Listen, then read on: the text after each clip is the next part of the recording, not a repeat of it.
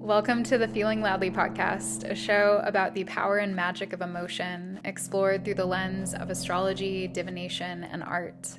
I'm your host, Jana. I'm an astrologer, a tarot reader, Akashic Records reader, poet, and witch, and I'm here to help you feel your feels.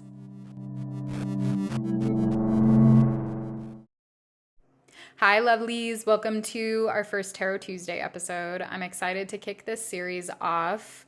If you did not listen to the trailer for season 5, I'll give you a tiny little once over and then we'll jump in. So on Tuesdays, I'm going to be pulling a tarot card from the Lilifer Tarot by Little Darkness. And I will begin with the tarot card and then we'll pull a single oracle card and maybe do a little shufflemancy as usual to get a song to give us some thematic guidance for the conversation. And today we are starting off appropriately very strong and heavy with the Three of Swords.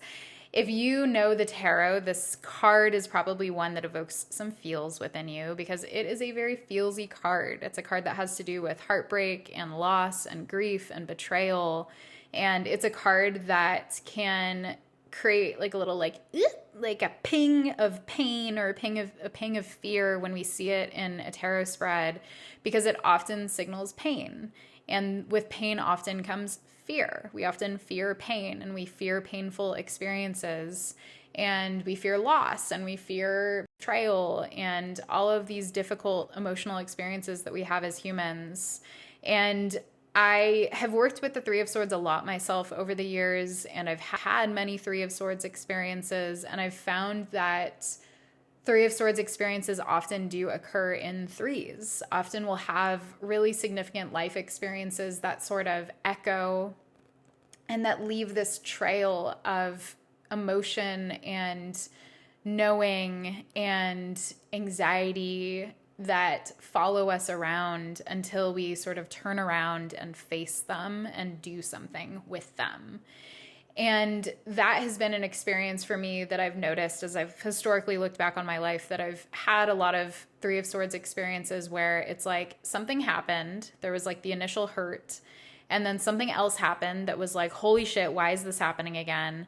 And then it happened for a third time and I was like, okay, I get it. There's something here that needs my attention that's been simmering within me that is aching for me to pay it mind and to look more closely and to feel something usually.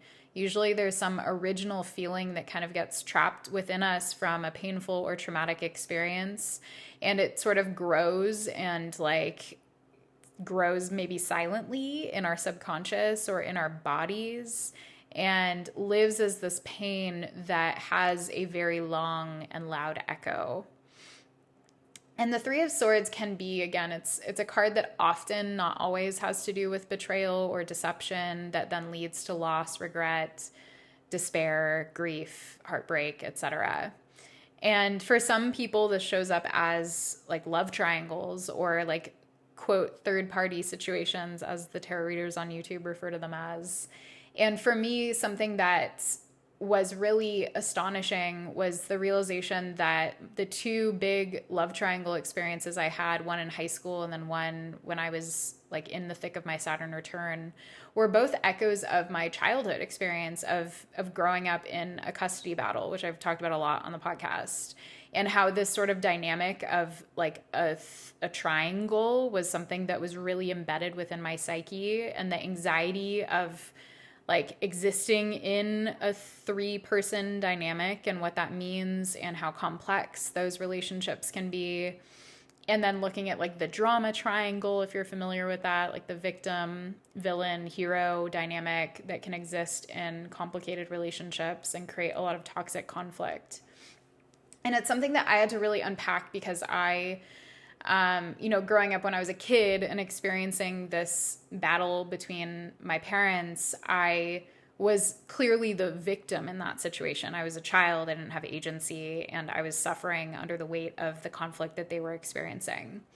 And so that was an experience that laid this groundwork for me to self-identify as a victim in three-person dynamics like that, in triangle dynamics. And so then when high school came around and I was involved in this love triangle where I was like the third party person and was in love with this guy and like cheated and left my boyfriend for him, and then he started dating a girl who was in my class who sat like 3 feet away from me and was, you know, basically a friend of mine. And it was this really tricky dynamic, and he ended up cheating on her with me 3 times.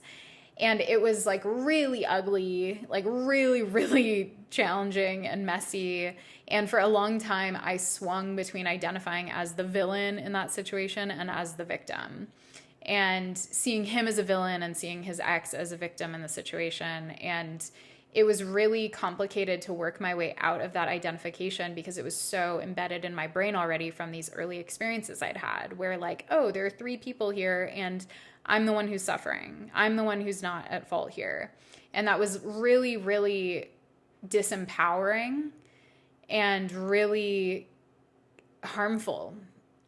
And it took me a long time to forgive myself for my behavior in that situation and to move forward and actually recognize that I did have agency. Like, it wasn't just that I was hopelessly in love with this person and like had to do these things and was being manipulated. Like, that was true, but I also had agency and I made choices. And although I was young, I was old enough to be conscious of the fact that I was making destructive choices. And so, like, looking back on that experience, offering myself love and compassion and understanding for what I was going through, and also recognizing how I could choose differently, was a big piece of my healing.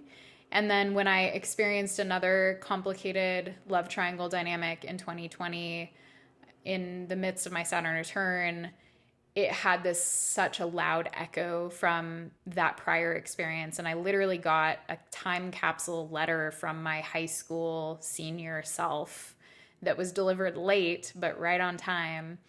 And it was detailing my high school experience in that love triangle and how painful that was. And I got that delivered to me by my English teacher as I was on the precipice of entering this relationship with a new person that had very similar echoes, except I was the partner who was being betrayed.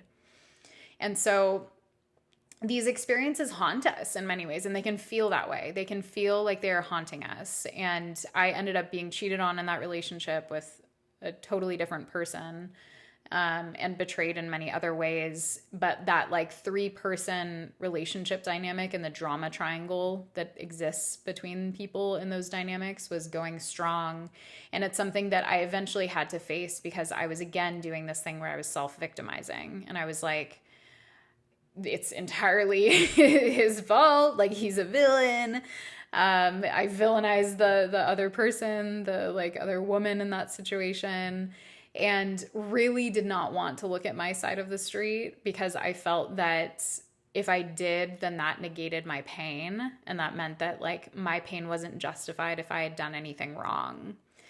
And I think that that's a really common thing that we go through when we are exploring our pain and trying to heal, is that there's this sometimes need for us to really see ourselves in this like pure light.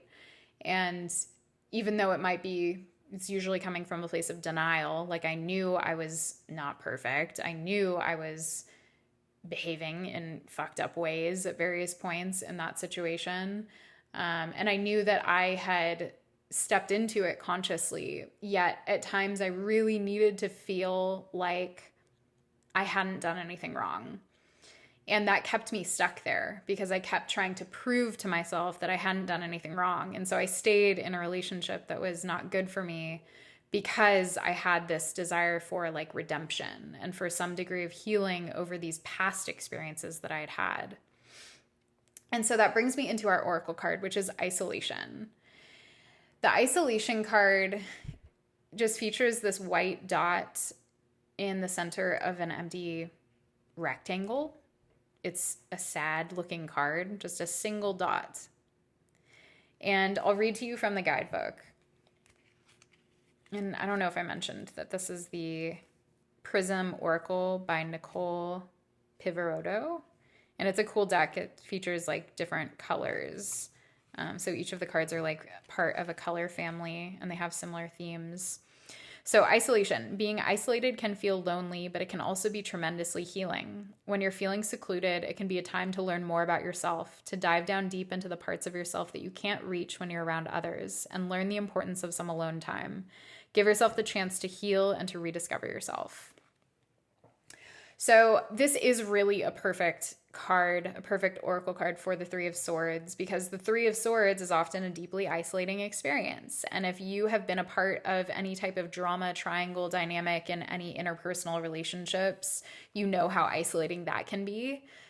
Whether we're the hero, the villain, or the victim, and I hope I'm getting those right. I think that is the triangle, the hero, villain, victim, or like hero or martyr situation. No matter which branch you're on, you're probably suffering. The villain is suffering in a way because there's this incredible like evil that's often projected onto them, and they are cast as the person who kind of takes the brunt of it all and is cast in a negative light because that helps other people not own their own stuff. The victim can feel incredibly isolated because feeling victimized is very isolating, and often you're craving recognition and craving support and craving love, and you feel this deep yearning that's just not being satiated, and you feel harmed and you feel hurt. And then the hero person, or like the martyr person, can be very isolating too, because you're on a pedestal and there's no room for anyone else up there, and you're carrying this incredible weight and having to perform perfectly in order to not be crucified. And you know, like when you're on a pedestal, the only way off is down. And often when you make that drop, you end up falling into the role of villain. And so it's a very slippery slope. And no one thrives in a drama triangle dynamic. No one thrives with black and white thinking and with a lack of nuance. And part of healing from that pattern myself was learning nuance, like learning to see things through grayscale as opposed to black and white, and learning to hold myself accountable for my behavior without villainizing myself, and learning to show compassion to myself without victimizing myself, and learning to not see myself as like a hero or a martyr or like the worst person in the world, and to swing violently between those extremes, which was a habit of mine for most of my life. I do have a Taurus 12th house Mercury retrograde opposite Pluto. It's like in a whole fixed cross situation. So breaking out of rigid thinking has been a really big deal for me as a person. And this is a big area of life where that expressed itself, and where I needed to learn how to see things more compassionately and with more nuance. And coming out of a place of black and white thinking and rigidity was also very connective for me. It brought me out of isolation because it brought me out of that corner of the triangle that I was stuck in, where I had to see myself in a certain way in order to feel okay. In order to feel safe, I had to see myself as one of these three roles, and it felt so necessary. And it kept me stuck in this tight little corner by myself because I couldn't connect compassionately with other people from that corner.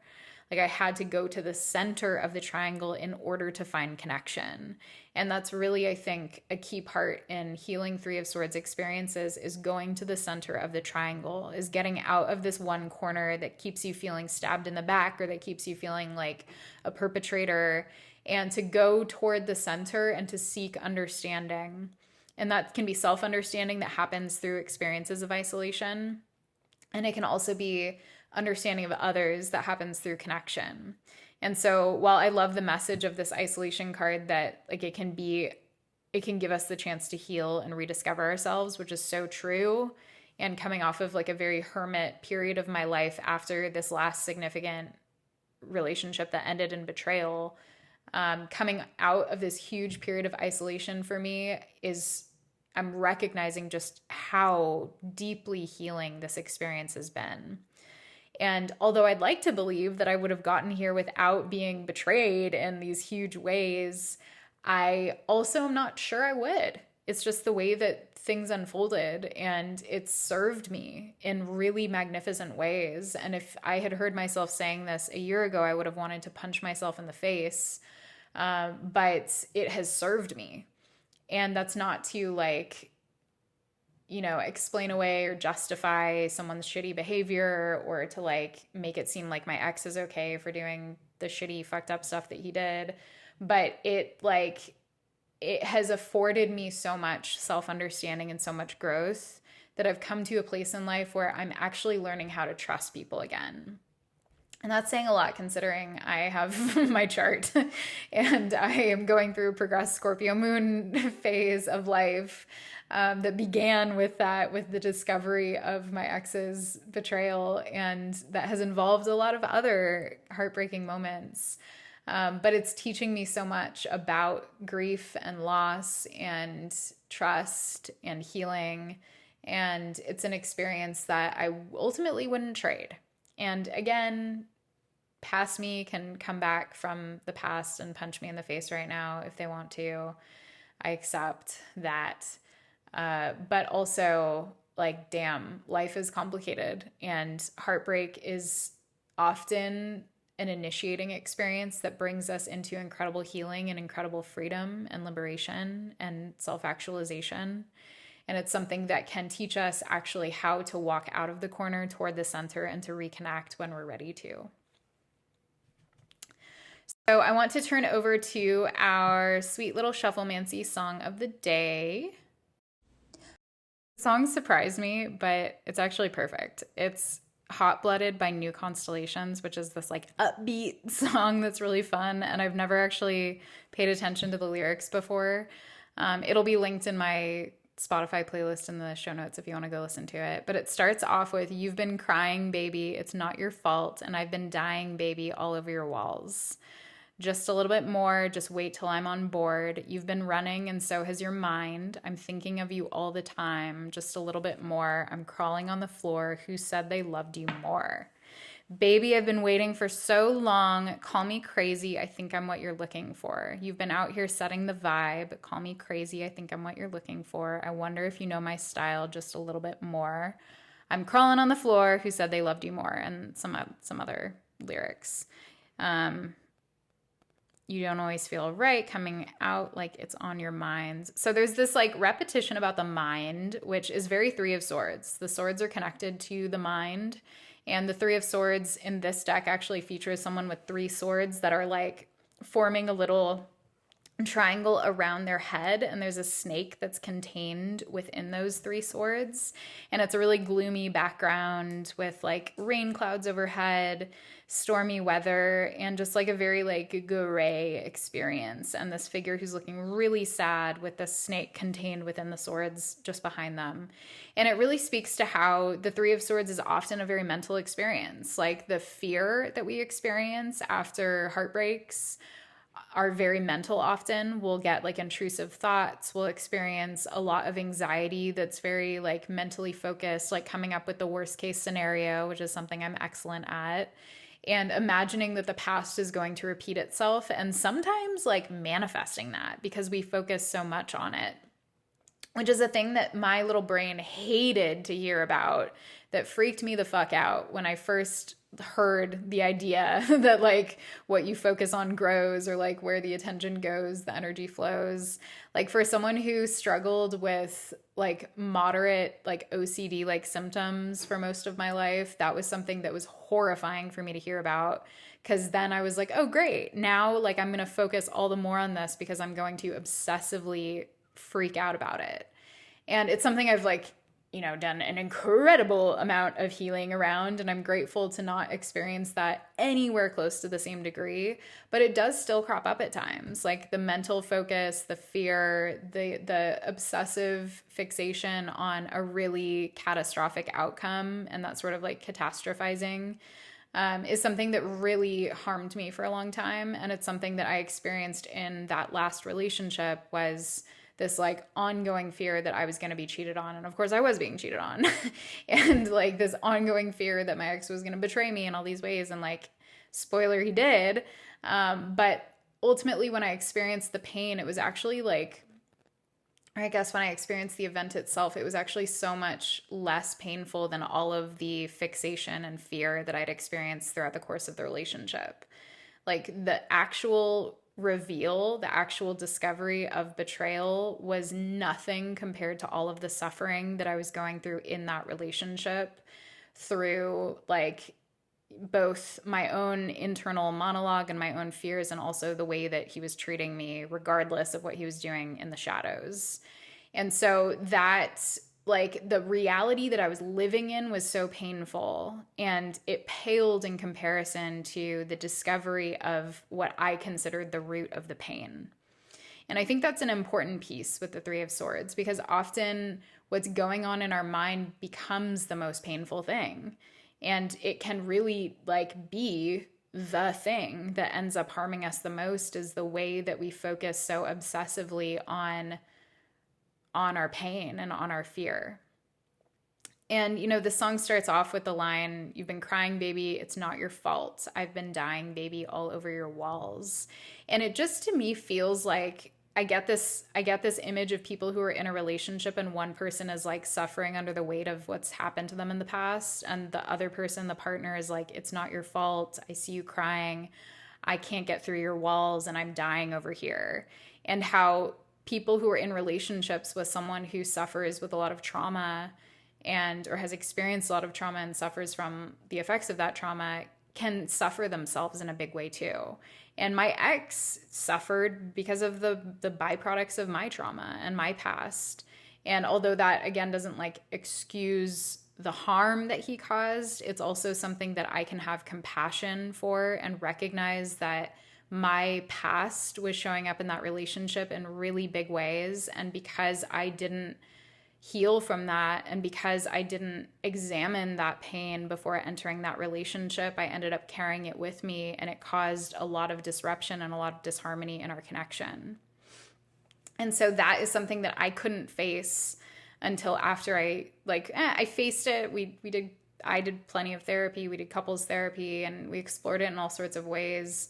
But it really took me exiting that relationship to finally kind of recognize, like, damn, this is the baggage that I was bringing in. And this is something that's going to continue to haunt me unless I choose to do something differently.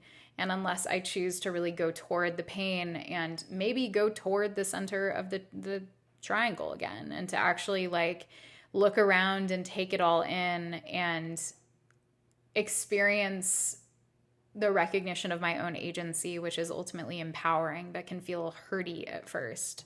Because when we see our contribution to tricky dynamics and to painful situations where we've previously identified as a victim, it can be this shock that goes through us where we're like, no, no, no, no, no, no, no, no. Like, I need to remain the innocent in the situation, or all of my pain goes out the window. All of the shit that you did to me, all of the ways that you harmed me flies out the window if I can't cling and like white knuckle this identity of victimhood. And it's complicated because, like, especially in abusive situations, and this was an abusive relationship, there's like this victim blaming component that can happen there, where like if we do see our own contribution, it might feel like victim blaming, or it might feel like the justification of harmful behavior. And that's something that like I kind of wrestle with a lot, because for me, as someone who's survived many abusive situations and relationships, it's eventually been empowering to me to recognize my contribution. And that came after being able to show myself deep compassion and to make space for myself to really feel rage, to feel grief, to feel hurt, to feel like the brunt of that pain. And then later on to be like, and I am more powerful than I'm giving myself credit for. And by recognizing that power, that is how I avoid ending up in a similar situation in the future. Because that's often where we kind of like branch off and maybe make the choice to not recognize our agency and then fall back into similar dynamics. And I think that's what happened for me in a big way, is like, because I didn't recognize my agency in that first like love triangle situation, and because I didn't have agency as a child growing up in that dynamic, I went into that later relationship thinking I'm powerless. And when you think you're powerless, you also tend to think that you are a victim. So really kind of, it's not, again, it's not black and white, it's nuanced, and it's something that can be really activating and triggering to sift through. And we have to go very slowly and very gently, and to ideally do it with the help of other people who can kind of shine back love and care to us and show us compassion when we're having trouble showing ourselves compassion, and maybe at times hold us accountable when we're having trouble holding ourselves accountable. So, interesting song choice, interesting start to our little tarot series. I hope you liked it. And I want to re-mention that if you're interested, I'll be hosting these like monthly AMA episodes on the first Friday of each month. And you can submit questions via the link below. You can send in a voice note, or you can answer the question that's in Spotify on the episode page. And if you're interested, I'm also tomorrow actually launching my patron podcast for my Patreon called Four of Wands, and you can go follow that and become a patron for $6 a month or more if you want to access and unlock those patron-only episodes. Those will feature on Wednesdays. I'll be doing Akashic downloads, so opening the records and channeling messages from the Akashic records. And then on Saturdays, I'll be doing an Astrology of the Moment episode. And those will be pretty intuitive. I'm not going to do all of the astrology. I'm probably going to focus on like a single planet that's calling to me and just roll the astro dice and see which one calls. And then do some like really intuitive exploring and maybe some guided visualizations and like more experiential stuff on that episode on Saturdays. So you can, again, become a patron if you want to access those. And I'll also be sharing a monthly episode that is free and public on the Four of Wands. And I have linked that podcast down below if you want to go follow me there on Spotify. I think that's all. Thank you, humans. I hope you're doing okay after our eclipse. And if you experienced a Three of Swords moment, or if you are feeling Three of Swords feelings, I'm sending you so much love and holding you with a big, gushy, soft, warm blanket of love and care, and hoping that you can move through it with gentle self-compassion and with compassion from others too. I love you lots, and I will be back on Friday with our next spiel.